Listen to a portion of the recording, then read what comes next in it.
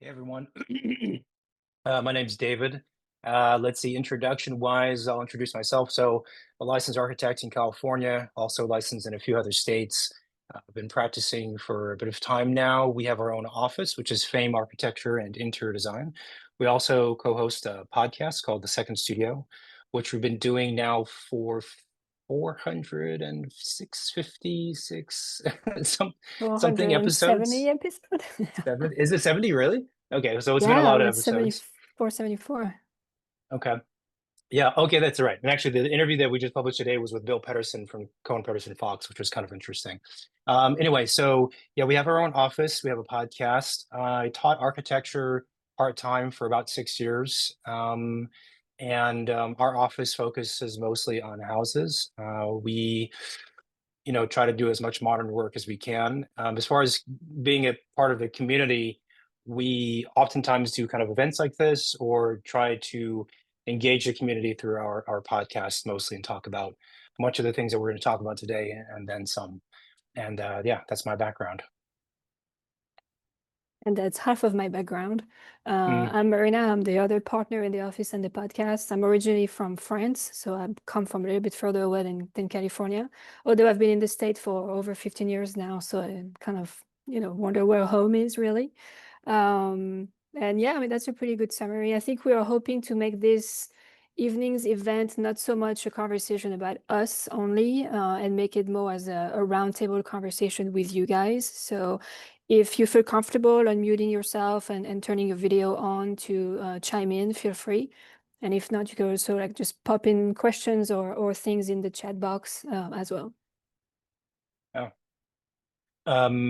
And on that note, I think what we're going to do is so I'm the one who kind of not set up the event, but did a lot of the coordination with the AIA, and they've been great. And then I roped in Marina, and then so I told her just this afternoon that I'm basically just going to ask her a bunch of questions, and then she has the responsibility of answering them with really cool answers. But so yeah, if anyone has like questions as we're going through, feel free to chime in or put it in the message. Initially, or the event that we're doing, this kind of short casual conversation was really about like starting a career in architecture. So what I'd like to know from the dozen or so or eight people, whatever was here, how old is everyone, or rather, how long have they been practicing in architecture? Just so I can kind of gauge, who we're speaking with. So you can do it, vocally or put it in the chat, whatever you're most comfortable with. But that would really help us make sure we're saying things that are relevant for you guys.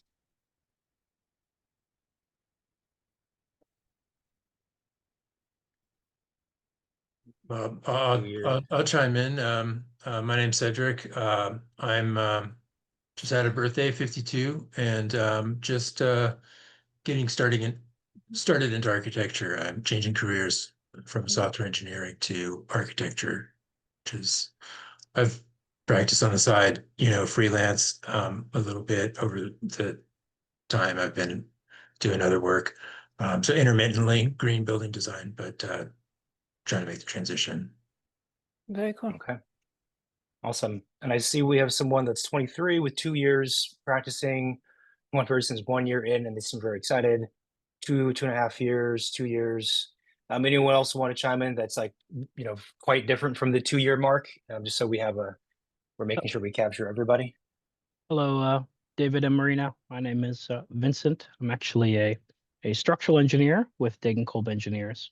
Been working for a little over 6 years, so I wouldn't call it starting my career, but and every event like this where you get kind of like advice, I find you get a new perspective on things that can be helpful at any seniority. So looking forward to hearing from you. Cool. Very cool. Awesome. Hey, David, Marina. I'm Brian Hatzmer. I'm about 7.5 years licensed. Oh, Christ. I'll be 42, 43 this week. So I feel like I'm a late bloomer, Yay. but whatever. Congrats. 7.5 years of running my own business. And I listened to your podcast and I was excited to see you guys here today. Thank you. Oh, cool. Right Yeah. on. Yeah, so the other thing I'll say too is that, and if you listen to the show, you know that I've probably remarked it several times on there, that Marina and myself both have the benefit and then also the negative of baby faces. So we look a lot younger than we are, There is both more been grace, but practicing. you know. Yeah, they're hidden. We both been practicing for about 15 years. And then a little factoid is that most people don't know is that my dad is actually an architect, retired these days. So by extension, you know, we've kind of been in this industry for quite some time, in one way or the other. But we do stay fairly engaged again with the discussion of like folks who are just getting started in their career. So I'm going to hit Maria with some questions and she's going to give awesome answers. And then again, if we miss anything, just let us know. So the first thing that I wanted to ask you, Marina, was what was your very first job in architecture? And was there anything about that job that was very different from school that you learned, you know, while you were at that office? And what did it teach you that you didn't get from school? And again, keeping in mind that we're talking to folks that are not just graduated, they've been practicing for a few years now, but maybe after the 2-year mark, what kind of new things were on the horizon? Yeah, so you know, as I said, I'm from France, so my background and my first job was actually in the States. I had done, you know, internship in France, and that was internship experience, but the actual full-time job was in New York. So it was a little bit of a big transition culturally and everything else beyond, you know, just working for an office. My first job was actually for a tiny office that was run by a couple. So it was just me and the two of them. And I was kind of like the production and design person. You know, they were basically spending their day finding clients and running meetings and, you know, going to construction sites. And I was in the office kind of designing and doing all of the background work, let's say. It wasn't necessarily so much of an architecture experience, I would say, because it was New York, so mostly interior type of projects rather than buildings. So coming out of architecture school where, you know, you learn to design like architecture and building and urban design and all of like kind of like those bigger scope was a little bit of a weird transition because I didn't even know that that was a thing that architects could be doing, to be honest. So you know, kind of like the expectations versus reality. It was also back in, you know, slightly after the recession, so the market was not the best, and kind of ended up working for them not really by choice. It was more like, you know, who was hiring at the time, which in a way is also shaping, you know, what your next job is going to be, despite what's available. I think you still have to be careful as to where you're deciding to work and when you're not. So it was kind of an interesting choice. So the work wasn't necessarily what I would have expected to be doing coming out of architecture school. But that being said, I think it was pretty formative because I was just thrown into a city I didn't know, using, you know, imperial units and scales I never learned in school because I came from Europe. So it was like a whole other system, right? So that took me a while to make sense. And then dealing with clients and working through permits and putting construction sets together, those were things that were not taught in school. So there was kind of like a deep dive in head first, and being as uncomfortable as you could possibly be, which in retrospect, I think was great because it taught me to be resilient and kind of have to figure it out. And I think that's probably the best skill when you start is just don't pretend you know everything and just, you know, figure it out. um, so I hope that answers the question. I don't know. I think it's an interesting thing. So um, piggybacking off of what you said, you know, folks who are at the 2 years of experience mark, I think, or even the 1 year mark, you're sort of getting into it. I think one of the challenges with our profession that we're all part of is that the buildings just take a really long time. Even houses these days take 18 months, 2 years, 3 years to do, and so it's just like it almost takes. If I look back on my career, I'd say like there's kind of chapters. There's like 2 years, 5 years, and then like maybe 8 years are different breakpoints, and they all feel very differently from the previous ones. So, you know, at the 2 year mark, I think there's still a lot to learn technically, as well as all the other aspects of doing architecture, from project management to dealing with clients to working with consultants or like whatever it is, and then different projects types. And it just takes a really long time. I think the subject of what school doesn't teach you in terms of practicing as an architect, it's like 90% of what it means to practice as an architect. Actually, not even more than that. It's like school misses like 99% of what happens in practice. And I think that sometimes for younger architects or aspiring architects, it's a bit of a rough transition into the field. And the transition, I don't mean after day one of graduating. I mean after the first 2 to 4 years, because you suddenly realize for those 4 years, let's say, everything that you're doing is potentially not even close to what you were doing in school, because there's this vast amount of work, production work and technical work that I'm thinking about that needs to take place. And I think one of the I guess supposes pieces of advice I would say is you kind of have to, if you're going to be practice as an architect in the long term, you have to learn how to embrace all of these different and new challenges that Marina was talking about, and say, okay, and kind of settle in and say, okay, I'm going to do this. I'm going to be stuck doing CDs or whatever it is for the next year at a minimum. And that's what I'm going to really learn. I mean, of course, if you realize you hate it, then you could try to pivot to do something else, I suppose. But if you are searching in the long term to be a well-rounded architect, you just have to realize that those 4 or 5 years in school really we're only covering like the concept or early schematic design phase, but you still have design development, CDs, and CA, which is like, to collectively like 75% of the actual work. And I think so psychologically, acknowledging that that's what it's going to be like, and that's the timeline and the amount of work and knowledge you have to gain can be a big benefit. So, I think, Marina, I always felt like, and let me know what you think, that I think Marina's always done a much better job at embracing that and saying, okay, this is what I have to learn. I'm dedicated to it. I'm not going to complain about it, and I'm going to do it. I, on the other hand, when I came out from school for the first, again, like 4 years, I was always craving design because that's what I liked.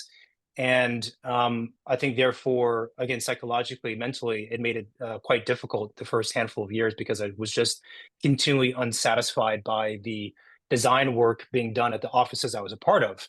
When I should have recognized, like, that is not the only criteria to measure an office as to whether or not it's a good place to work at, and what I'm trying to gain in terms of skill set. Yeah, I think So I think that's true. And I think for myself, again, because I came from like another place, I felt like I was not starting on the same ground as local people, right? So I kind of had to get the base right first before I could really like fly free, let's say. So I was like, okay, I just have to do my time to get to that level of standard that everyone else has that I don't have. And then I can catch up to do the next thing, which is actually where the 2-year mark is important, because the first job is kind of like whatever it's going to be the first job, and most of the time the first job is not your last job, right? The second job is actually, I think, more crucial, I think, because that's when you start thinking about where you're most interested in, where you're not interested in. You're starting to actually pay attention a bit more to which offices you're applying to, and not necessarily just like the type of work that they do, but like the type of people, the values that the office is representing. And you're being a bit more strategic to the career that you want or wish to have in architecture. So I think it's kind of an important chapter. Is the second job is more important than the first one. mm. And The other question I had. sorry, and that's what kind of like happened for me, right? I worked for this couple for 2 years, and then it was visa things happening, and why not? And it was kind of like a reason for me to change. And I worked for an office that was actually doing a lot more than what I was exposed to. And it's always been a question for, I think, the two of us when we switched offices is, what am I looking to get in that next place? I'm not just switching because I'm tired of, working for the same people, or I don't like my boss, or I don't like the project I'm on.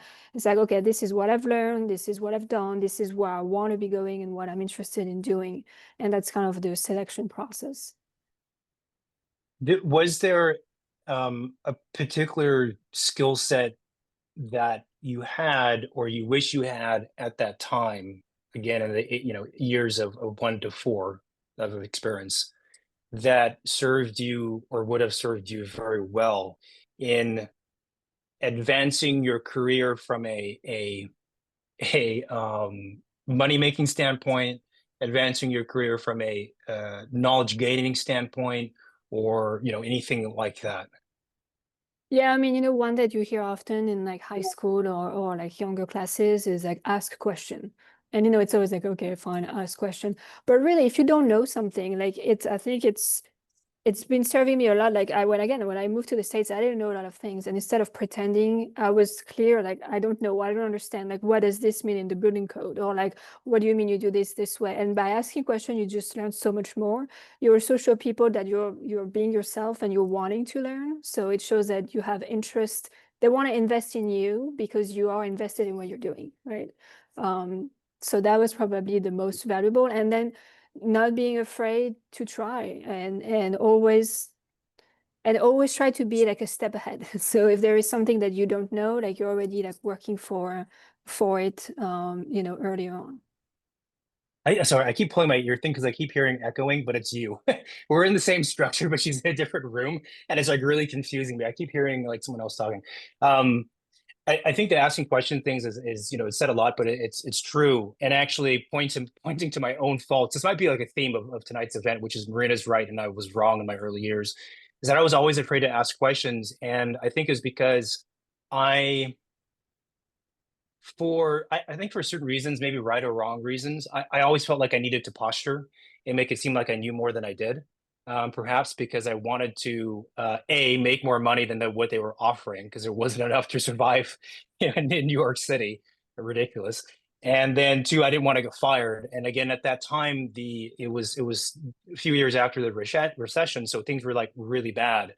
And those were not excuses for my lack of confidence in being naive, but that's what I would have done. Has probably been more like that, and just be like, I don't know anything. The reality too is when you are 2 to even 4 or 5 or even let's say 5 years out of school, any office that hires you, you're kind of they know what you know and they know what you don't know, which is like 90% of it. So there's not really any reason for anybody to ever feel like they have to pretend to know more or pretend to have more confidence in X, Y, and Z thing when really you don't know it yet.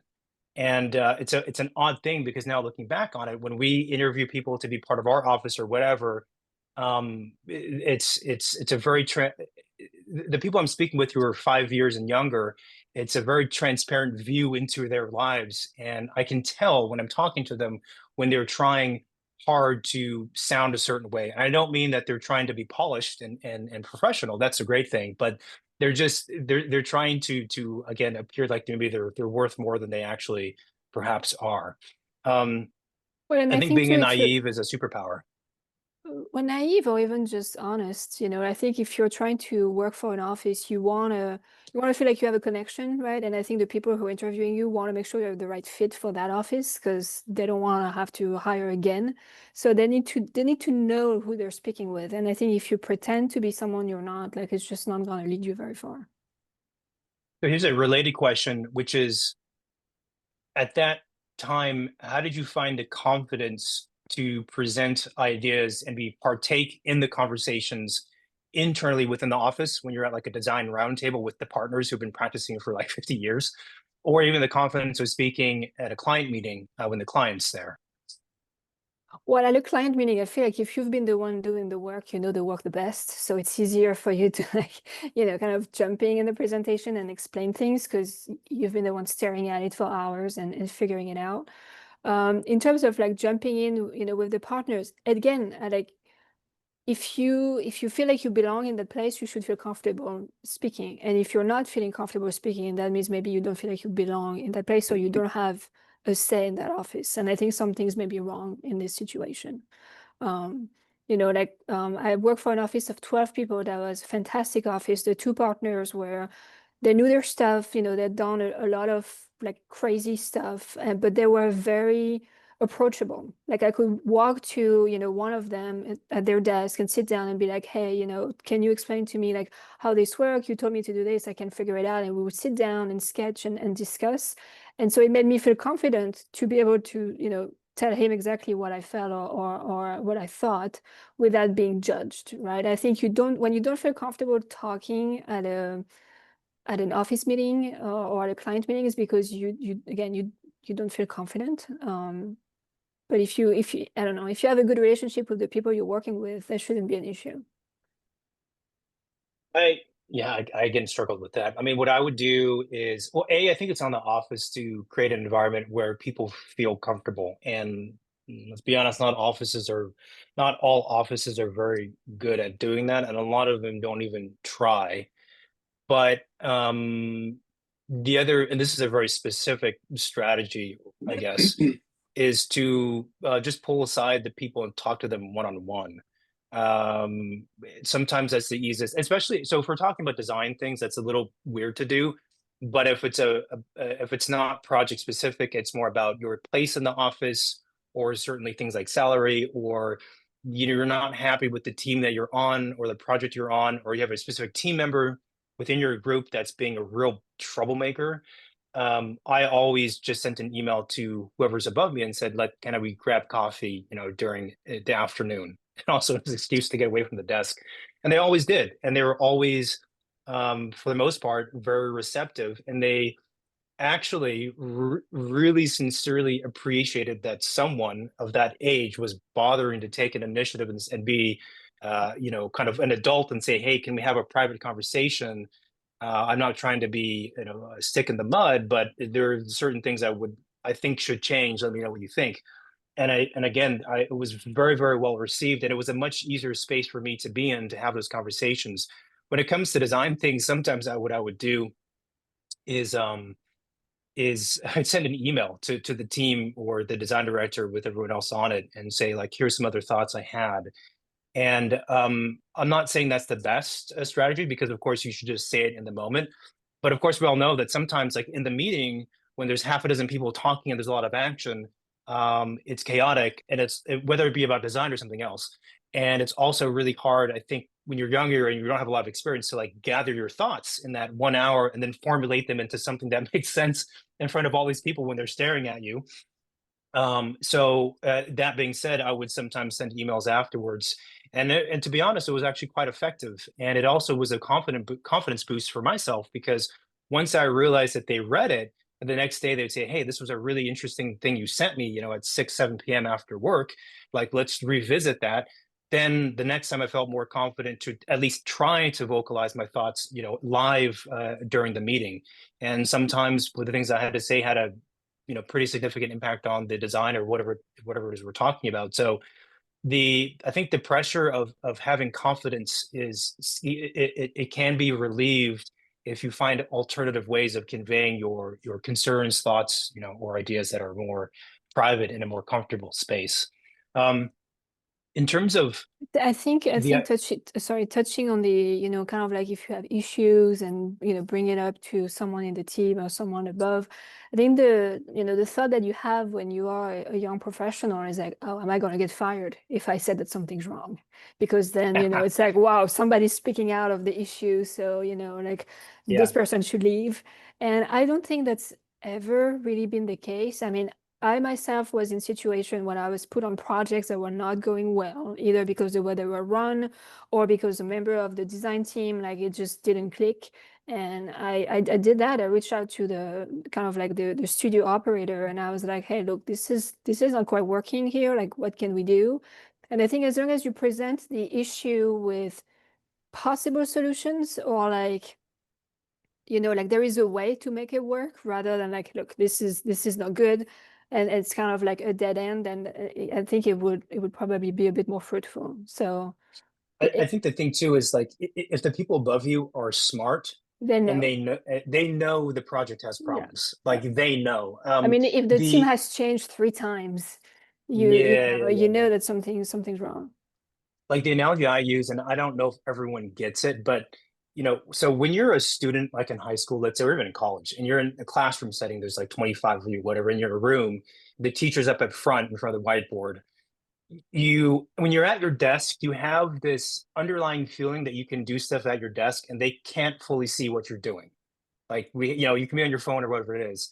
If you've ever been in front of a classroom teaching a class or seeing them, you can see every single fucking thing that's going on, like they're right in front of you. There's no hiding whatsoever. And I feel like that same like one-way mirror of sorts applies to offices and teams and projects. Like the people who are higher up, they know that there are problems. And so if you go and tell them, even if it doesn't produce a material change. And it might not be, that might happen not because they're not trying, but because they just, you know, the mechanics of other things are taking place. But even if there's not a change, I think it still is a great thing because it demonstrates to the office that like this is a person who, again, is stepping up and they're smart and they're vocalizing these things. And if what you have to say, provided what you're saying is valid, but even more so that you're doing it, you know, in a kind manner, and you're not just, you know, ranting.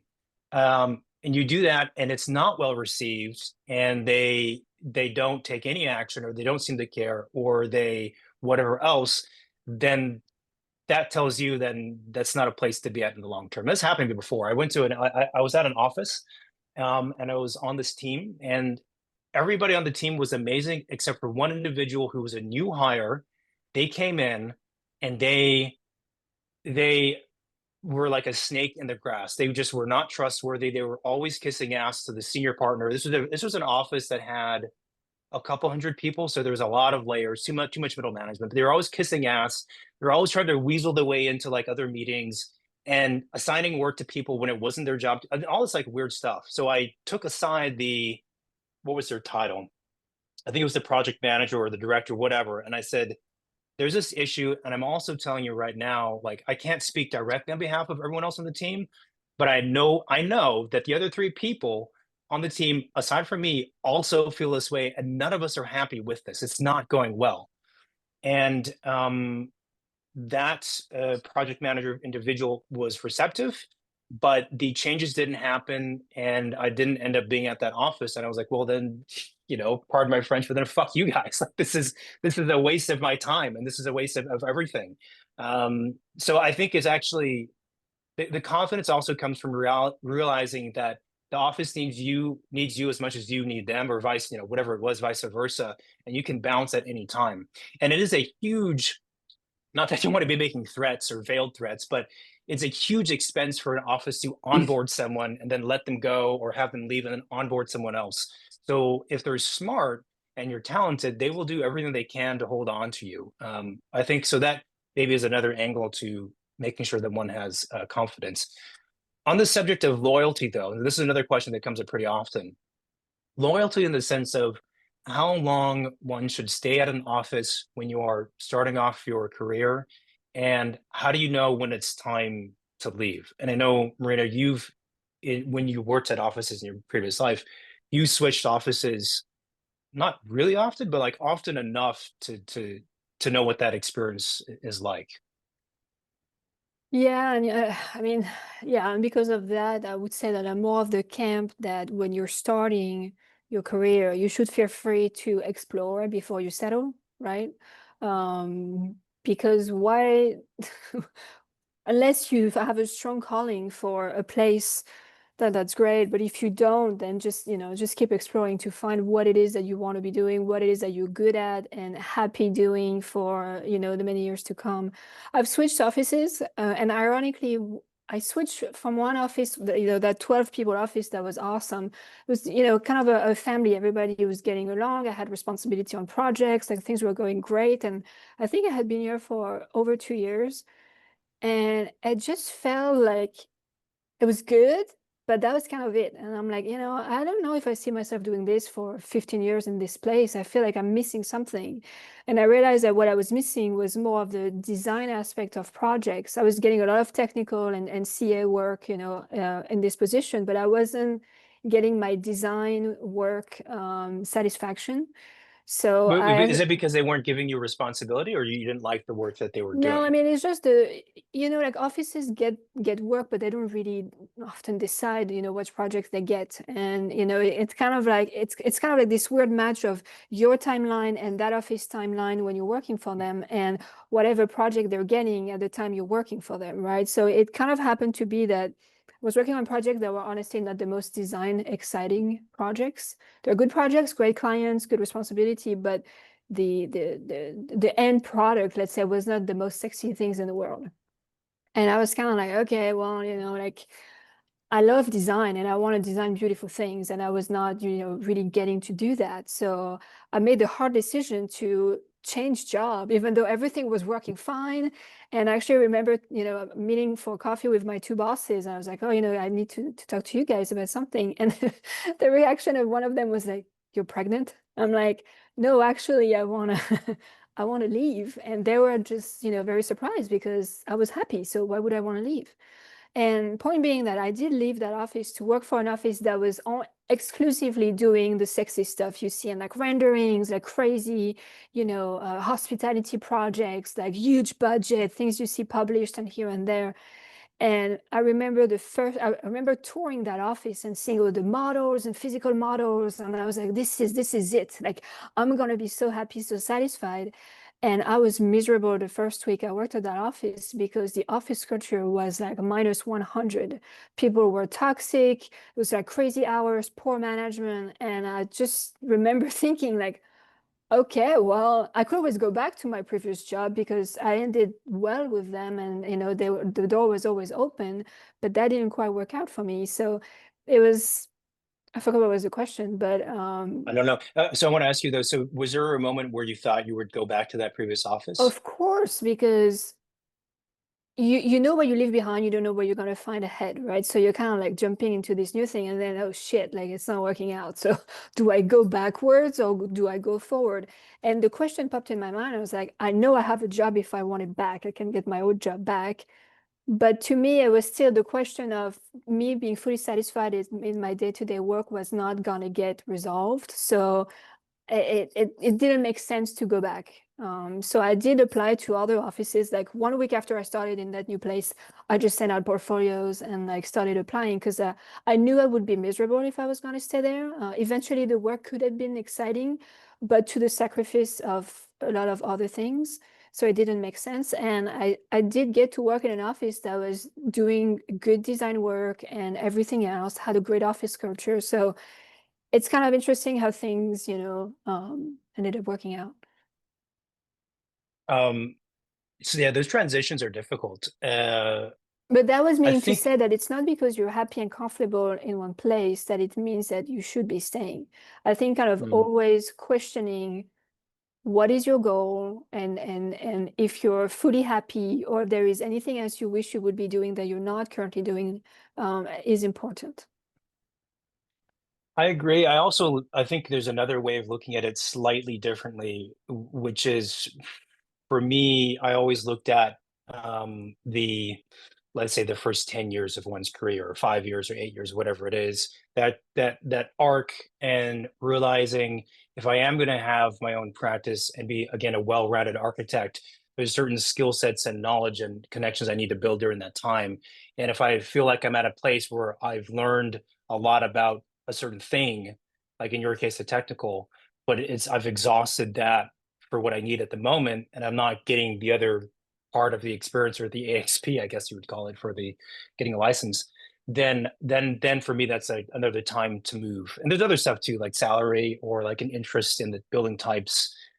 But I also had a similar experience where I was at an office, probably the only place I'd been at where for the pay wasn't great, but for the most part, everything else was good. Like it was good vibes, good people. The work was pretty good. It wasn't totally my thing, but it was still like high quality.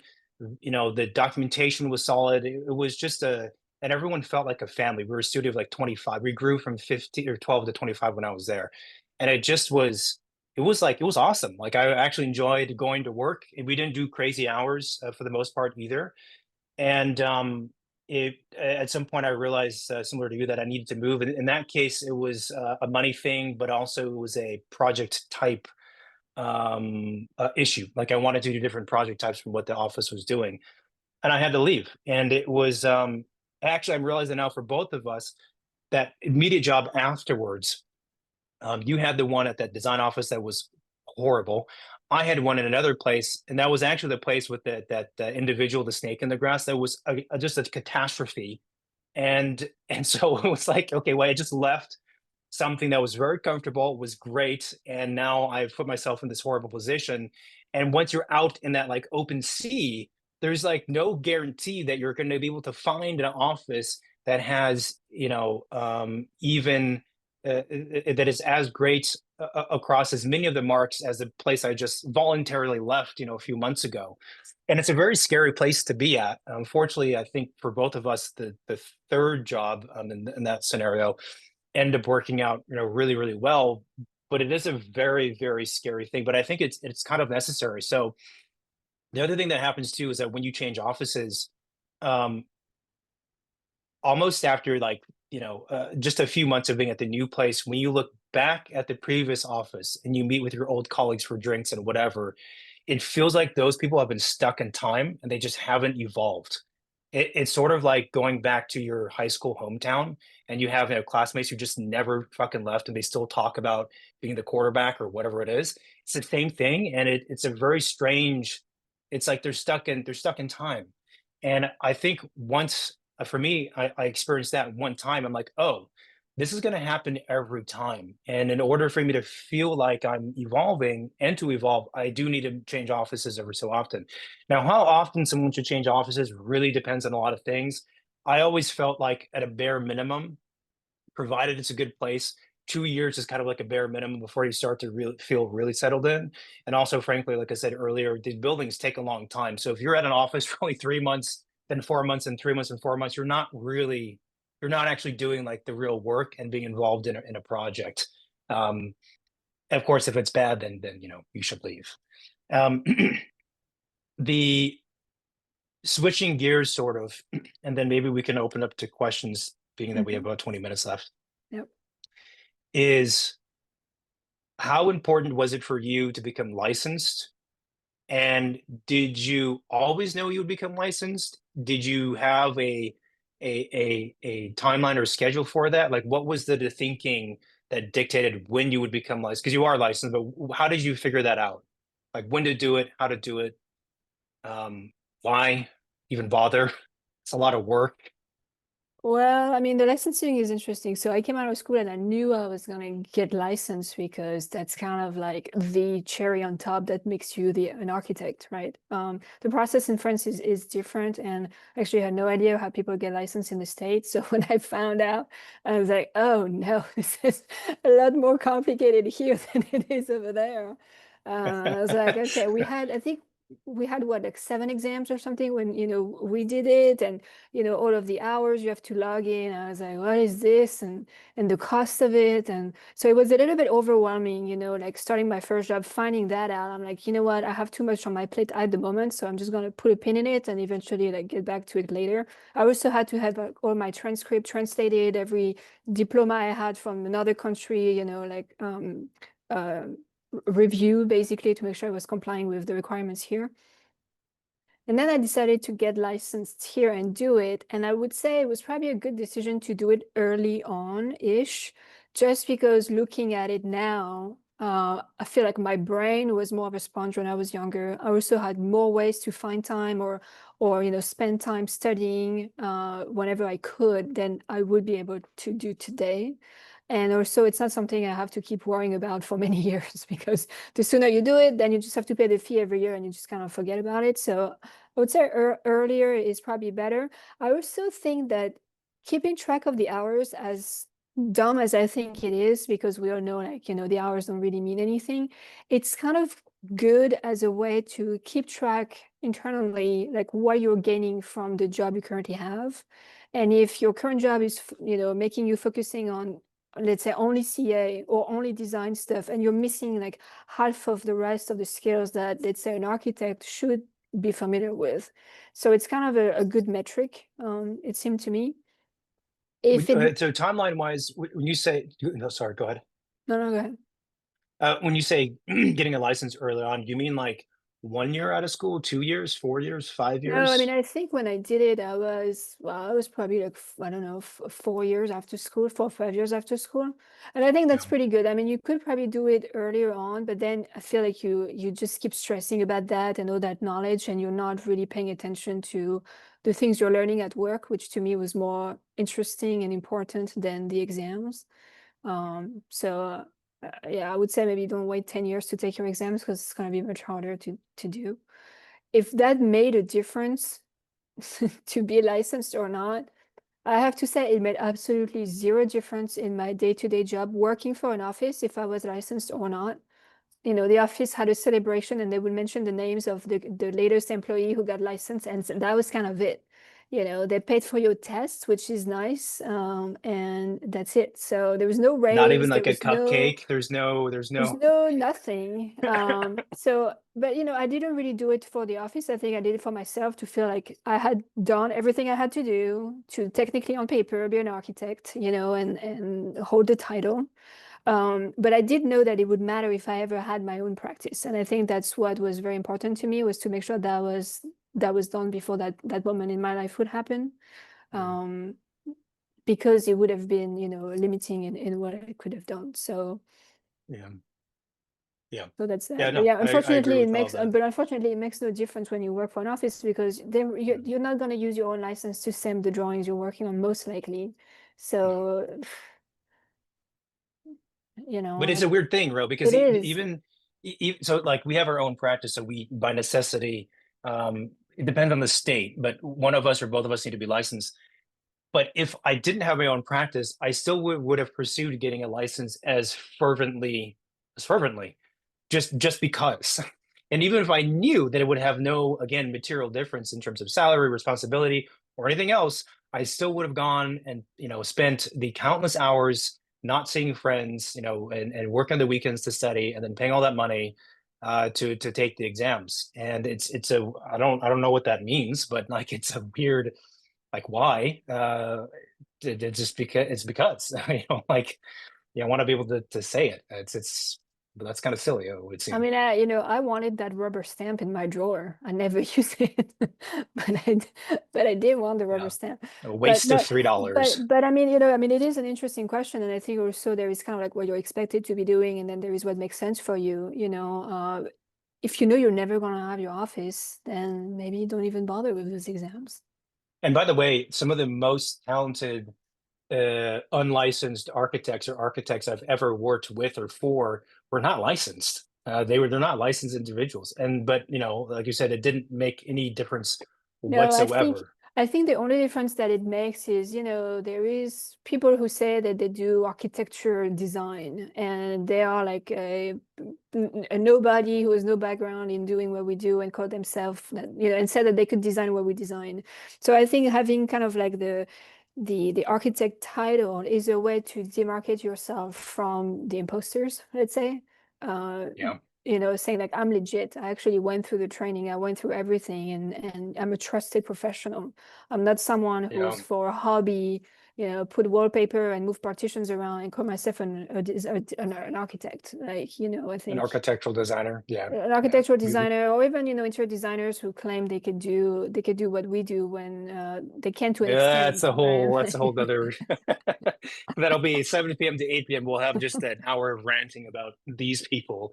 But we have to, about Yeah, 15 yeah. or so minutes left, formally at least. So if anyone has any questions, this would be a great time to hear from you folks. If we can just keep spitballing or asking ourselves questions, but hopefully some of you have something juicy. I have a question I can ask. Yeah. Nice to meet you guys. My name's Aaron. I work in San Francisco, so quite a long ways from you a lot. But uh, I was wondering, David, you said that you suggest moving offices every 2 years. And I thought that was pretty interesting because you said that you felt that people kind of seem to get stuck in the mud a little bit. I can't remember exactly how you said it, but I feel like my first reaction to that was that that isn't necessarily true because I feel like if you're at like a good place, like you can obviously like move through the ranks, and if you're talented enough, you can do it relatively quickly. So I feel like I kind of wonder what you think about the idea of like if you're able to find a place where you're able to move quickly up through the ranks, like do you still recommend, moving offices really quickly? Because that seems maybe undesirable if you're in that situation. If you're in that situation, then no. I mean, the if you're fortunate enough to end up at a place where it's the type of work you like doing, it's good people, the culture is great, and they're giving you a lot of good responsibility, and they have they're the type of office, and sometimes you can just when I look back and you could feel it's a type of place where they really like they care about the people that are working for them, and when they look at a young professional, they want to nurture them and educate them, and that's the type of place. And they're like, okay, you're going to go through the circuit the next like 8 years with us, and this is what we're going to make sure that you're happy and you're learning, you're taken care of. Then you kind of won like a mini lottery. So I would like, stay with that office as long as it's good. But I think it is still worthwhile to, kind of do a gut check every so often and say, like, what is it that I'm missing from here? Um, I, so it is a case by case situation, but, and this might be more of a personal preference in how I've always kind of done my life. Like I tend to be the type who likes the idea of moving around a bit more rather than being complacent. But again, if all the things are aligned and and you're always getting nourishment from the office, then stay there because it's a great place to be. I do think though, if and when you change offices, you will probably realize that there's a lot of things about the place that you're currently at or were previously at that could have functioned differently to be better. And no, I would also say too, like no office is perfect. And I think that's also a setting of expectations that I would have advised myself, kind of back in the day, is like, don't expect the office you're going to be at to be a 10 out of 10, regarding design, technical, salary, culture, like all of that stuff. It's just very, very rare. And I think that alleviates this, in my case, the feeling of needing to kind of jump from one place to the next.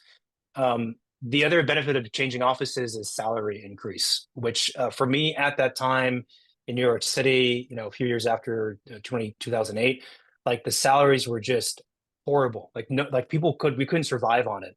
And the only way you could make more considerable money is if you changed offices. So we have a lot of friends who were like serial, not entrepreneurs, but like serial like office, like dating offices, and they would move offices like a lot, too often in my view.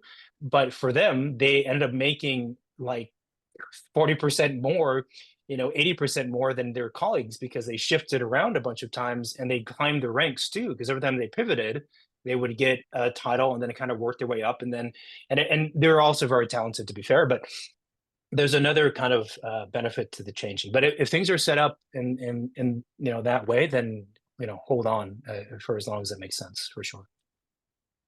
Yeah, that makes sense. I feel like I definitely understand the points that you're making, and I think it's definitely a good idea if you're interested at all in, the other types of architectural work that you might not be getting experience in at the current office that you're in. Say residential, if it's a residential firm, you might not be getting commercial experience. Yeah. But yeah, I think there is value in like if you have a stable place, like leaning into that stability, Yeah. and like reaping the benefits of that.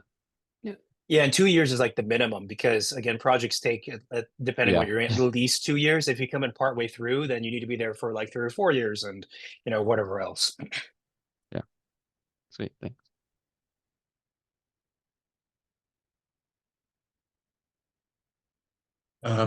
I'll jump a question in. It seemed like you were saying that for you, getting licensure didn't really equate to a bump up in salary, but is there still? I would think that with licensure that would qualify you for higher types of typical ceilings of salaries. Is that not correct? Wouldn't that be correct that you tend to be qualified maybe for maybe more senior roles or something and get higher incomes with licensure? So in our experience, or my experience at least, it really has no impact. Like no one at that time in our lives, again on the East Coast, like no one cared. It was just about where you worked, what did you do in your portfolio, and are you a psychopath or are you nice to work with? And that's all anyone cared about. I think the AIA, if I'm not mistaken, I know they have like a chart, and I think I could be wrong, that it does show like a salary bump generally if you're licensed and have the same amount of years. But I might be mistaken. But again, just from what I saw at that time, it just didn't matter. And It just maybe didn't in, you matter. know, maybe in the Bay Area, it's different than the East Coast too. But yeah, I would say what mattered from, our experience, what mattered was more like the number of years of experience and the meaning of those years rather than, the title. I mean, I'll say for But again, us, like yeah. when we're interviewing people, like I don't think I've ever even asked someone if they're licensed or not. No, I don't think Yeah, it doesn't make a difference. it Because doesn't. also the funny thing is, the funny thing is like what it means to become licensed doesn't really prove anything. It proves that you can study and take exams and that you've gotten like project managers to sign off on the hours you've done, which you may or may not have actually done those hours depending on the type of individual you are and how, shady the project manager is. But it doesn't really mean a whole lot. Not that I'm against getting licensed. I mean, I also say that. No, but it is kind of a stressful, yeah, it's a big time and money commitment. So I think if you have, other things on your plate, I would say just, either postpone it or forget about it, to be completely honest. Interesting. Thank you. Yeah.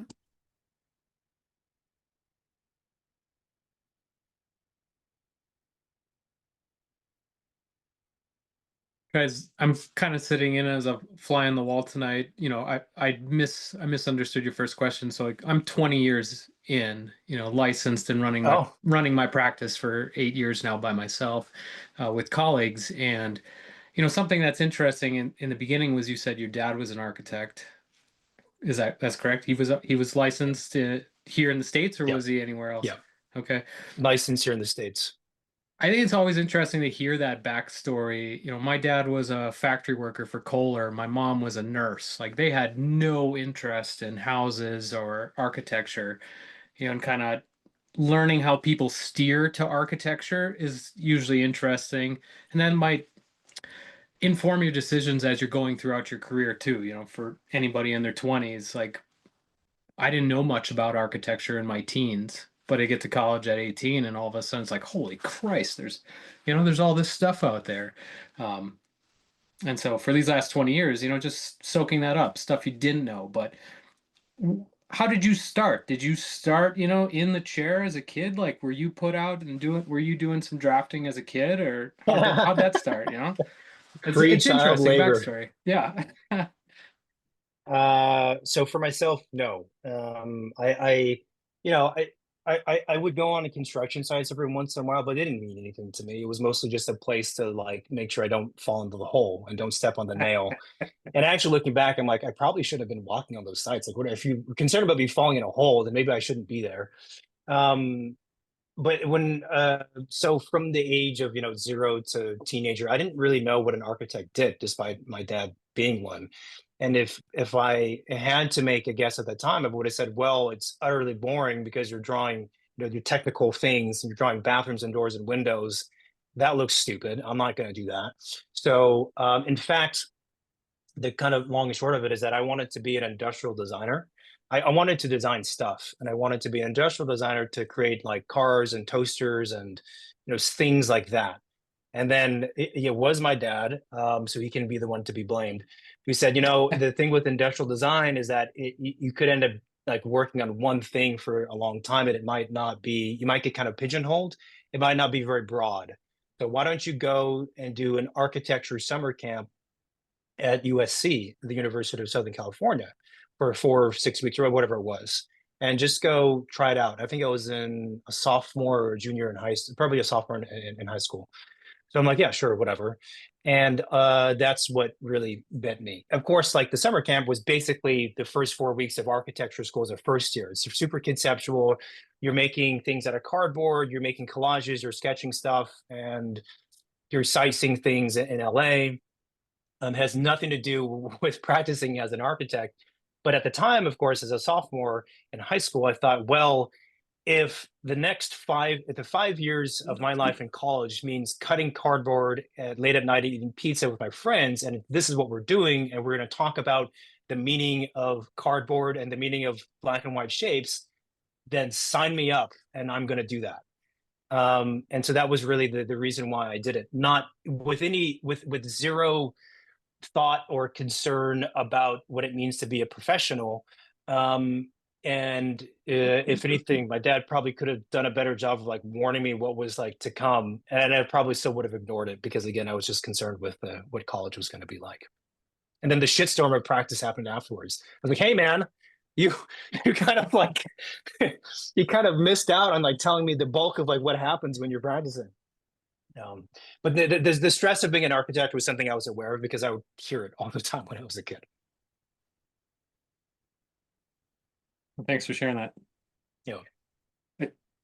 You know, I've been a member of the East Bay AIA for 10 years now, and you know, we have 800 members in this chapter, and you know, it's to talking about mentors earlier, and for again for the younger folks like me, a fly on the wall, like I wish that we would see more to listen to you guys, because you guys really add a lot of color to what the profession is.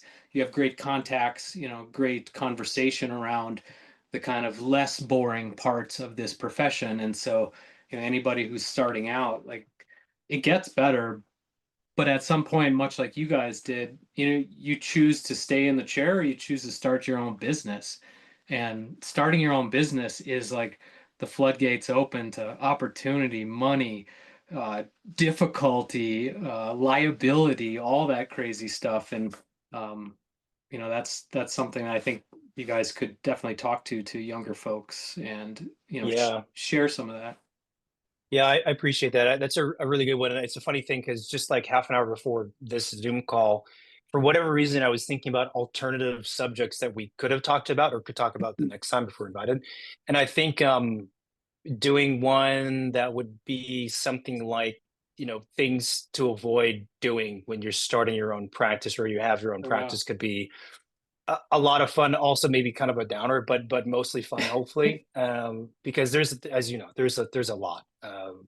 I think also even for people who are not planning to have their own practice and who work for firms, because you know, I remember when we were working for offices back on the East Coast, and we were, you know, complaining with our coworkers about, oh, the boss is doing this, or you know, complaining about office stuff, and we had no idea what it takes to actually run an office, bring work to an office, trying to establish, you know, a culture and all of that stuff. Like, you know, we were lucky enough to just be picky about the type of project that was put on our desk. In the meantime, the whole team in the back was like hunting for food and work, you know. And I feel like there is also kind of a not a misunderstanding, but a misappreciation for all the work that happens in the background of an office that is not the design work. And I think, you know, making people aware of what happens when you are running a practice could be helpful for employees to also feel like maybe it's not always about them and what they're doing, but it's about like what is the office, you know? That's good. That's a good analogy. It's like people have been out in the wilderness hunting for food, and you come back with No, but like, it's true, you you know, a know, boar. like Like boar. Oh, I'm so tired of boar. Can we get some like crab? You're like, hey, you know how long it took me to get this boar? Enjoy your boar. Yeah, yeah, but it's it's true. you know, it's true, and I think it will also probably make people who work for offices feel like they can. It's not just about the project that you work on in an office. It is about also participating in building and growing, growing not in terms of size, but kind of like evolving the office, right? And I think, you know, we touched on, you know, bringing up things that don't work in an office or things that need to change. I feel like employees should also feel more free to speak about the way an office could evolve, because they are part of it. That they are what makes the office the office. So those are Yeah. also kind of like taboo topics or things that are kind of like, I think, underrated. Yeah. So That's a great idea. Yeah. Thanks, Brian. You know, we'll probably end up doing at least a podcast about it. So stay tuned for that. Learning from other people's mistakes, I think, is a good topic too. You know, learning how not to do things is what you'll pick up in a firm. Yeah. I think, you know, that's how you end up running your own business better. Mm. Yeah. Yeah. Yeah. I'll say you know, I've had a career before making this change to architecture, seeking to, but on that good versus bad toxic work, I once had a job where I felt like, I was moving around too much. I needed to have an anchor job and just be here for a good solid couple of years. And I was like, I just got to do it. And the place was just, it was so depressing and closed down. And, even though there was some nice aspects, like my manager spoke French, which, was great. But um, uh, when a couple of, like, I don't know, whatever, couple months in, the manager was like, and I think you can see it's not working out. I was like, oh my God, thank God. I was so happy to leave that place, so relieved. It was, and so judging and it's hard to tell. You sometimes you just can't tell when you're interviewing what kind of environment you're going to go into, but sometimes you can feel it. So it's important to feel for what kind of culture does it feel like it is here, and does it feel supportive or does it feel toxic? Yeah, and Yeah. I think, we had a lot of friends who did not switch job maybe as much as we did, and just kind of like, stayed in a place hoping things would get better, and it doesn't get better, and they just get more burnout. And then I think you also lose yourself, right? You lose hope that there is a place that's better than this. You lose motivation in looking and leaving the place, and you just end up sticking there for 15 years and be miserable. So if you know that something's wrong at no matter what point in your career, like, you shouldn't feel like you're stuck, because I think that's just the beginning of the end. Mhm. Mhm. Those are like the depressing And thought. But what do you love about the work that you do? What parts of it really excite you about, make you really happy about being in that profession?